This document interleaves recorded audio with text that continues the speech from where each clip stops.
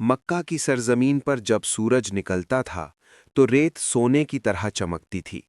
کعبہ شریف کی فضا میں ایک عجیب سی رعب اور سکون ساتھ ساتھ محسوس ہوتا تھا۔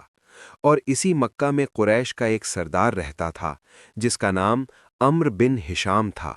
لوگ اسے اس کی عقل، چالاکی اور سیاست کی وجہ سے ابو حکم کہتے تھے، یعنی فیصلے کی سمجھ رکھنے والا۔ اس کی بات قریش کی محفلوں میں آخری مانی جاتی تھی، اور اسے اپنے رتبے، اپنے قبیلے اور اپنی طاقت پر اتنا گھمنڈ تھا کہ وہ خود کو مکہ کا سب سے بڑا آدمی سمجھتا تھا۔ لیکن اسی مکہ میں اللہ نے ایک ایسے انسان کو نبی بنا کر بھیج دیا جن کا کردار، جن کی سچائی اور جن کی زبان پوری زندگی جھوٹ سے پاک رہی۔ حضرت محمد صلی اللہ علیہ وسلم نے جب لوگوں کو اللہ کی طرف بلانا شروع کیا اور کہا کہ عبادت صرف ایک اللہ کی ہے، کسی مورتی کی نہیں، تو ابو جہل کے سینے میں آگ جل اٹھی، کیونکہ وہ حق کو پہچانتا تھا لیکن اس کا گھمنڈ اسے جھکنے نہیں دیتا تھا۔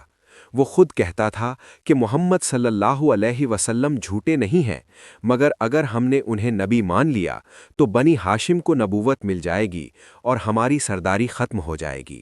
یہی سوچ اسے ابو حکم سے ابو جہل بنا گئی۔ پھر اس نے اعلان کر دیا کہ جو محمد صلی اللہ علیہ وسلم کا ساتھ دے گا اسے چین سے جینے نہیں دیا جائے گا۔ کمزور مسلمانوں پر ظلم شروع ہوا۔ بلال کو تپتی ریت پر لٹایا گیا، سینے پر پتھر رکھا گیا، لیکن اس کے منہ سے عہد کے سوا کچھ نہ نکلا۔ سمیہ جیسی بوڑھی عورت سے کہا گیا کہ اسلام چھوڑ دو، مگر جب اس نے انکار کیا تو ابو جہل نے خود اپنے ہاتھ سے بھالا مار کر اسے شہید کر دیا۔ ایک دن وہی ابو جہل اپنی مٹھی میں پتھر بند کر کے نبی صلی اللہ علیہ وسلم کے پاس آیا اور طنز کے ساتھ بولا کہ اگر تم سچ میں نبی ہو تو بتاؤ میری مٹھی میں کیا ہے۔ مجمع جمع ہو گیا، سناٹا چھا گیا۔ نبی صلی اللہ علیہ وسلم نے بنا اس کی طرف دیکھے صرف اللہ کی طرف نظر اٹھائی اور فرمایا، اپنی مٹھی کھولو۔ جیسے ہی اس نے مٹھی کھولی تو پتھروں سے آواز آنے لگی۔ وہی پتھر اللہ کی تسبیح اور نبی صلی اللہ علیہ وسلم کی رسالت کی گواہی دینے لگے۔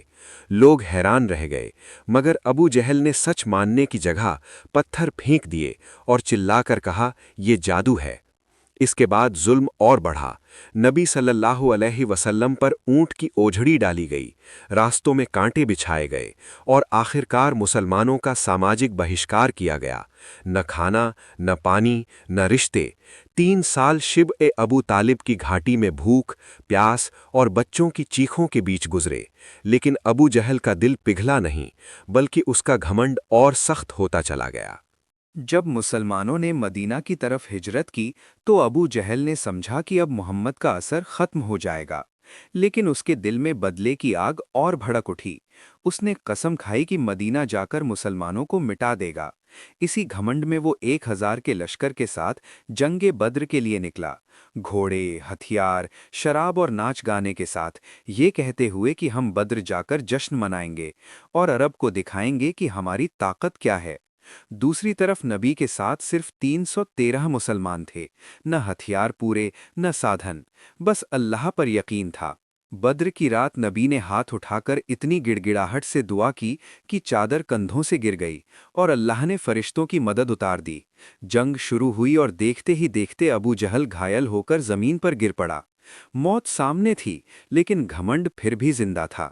اس سے پوچھا گیا کہ اب بھی خود کو بڑا سمجھتے ہو؟ تو اس نے کہا کہ میں سردار ہی مرا ہوں۔ آخر کار اس کا سر کاٹ کر نبی کے سامنے لایا گیا۔ آپ صلی اللہ علیہ وسلم نے اسے دیکھ کر فرمایا کہ یہ اس امت کا فرعون تھا اور اللہ کا شکر ادا کیا۔ اس طرح وہ آدمی جو خود کو مکہ کا سب سے بڑا عقل مند سمجھتا تھا، اپنے گھمنڈ کے نیچے کچل گیا، اور جن غریب، کمزور اور ستائے ہوئے لوگوں کو اس نے مٹانا چاہا تھا، وہی اتہاس کے ستارے بن گئے۔